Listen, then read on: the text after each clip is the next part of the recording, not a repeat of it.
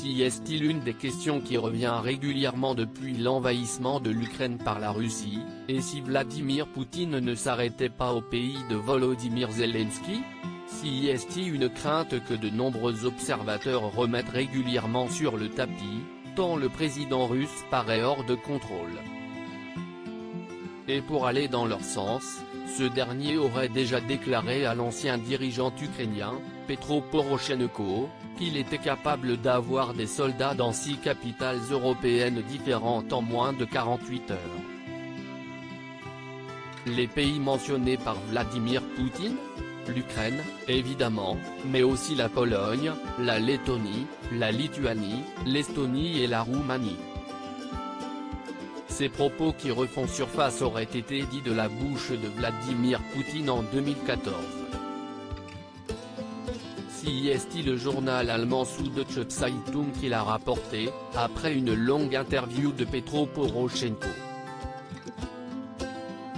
Voici ce qu'aurait exactement dit Vladimir Poutine: si je le voulais, en 2 jours, je pourrais avoir des troupes russes non seulement à Kiev, mais aussi à Riga, Vilnius, Tallinn, Varsovie et Bucarest.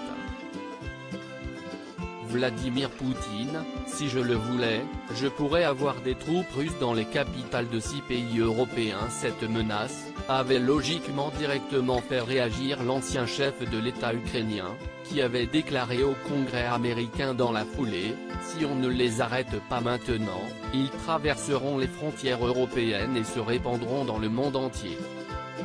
Alors que le Kremlin avait par la suite nié ces commentaires de Vladimir Poutine, cela fait depuis qu'il est au pouvoir que l'OTAN craint un envahissement de l'Europe par la Russie.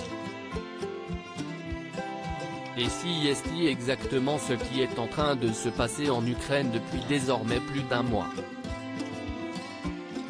Mais alors que ces forces sont actuellement enlisées dans des combats acharnés après avoir échoué à obtenir l'invasion rapide de l'Ukraine à laquelle ils s'attendaient, nous pouvons nous rendre compte qu'un tel acte d'envahissement paraît presque impossible. Une bien bonne nouvelle pour les pays de l'Est de l'Europe, qui ne cessent de vivre dans l'angoisse de la barbarie du Kremlin. Loading widget.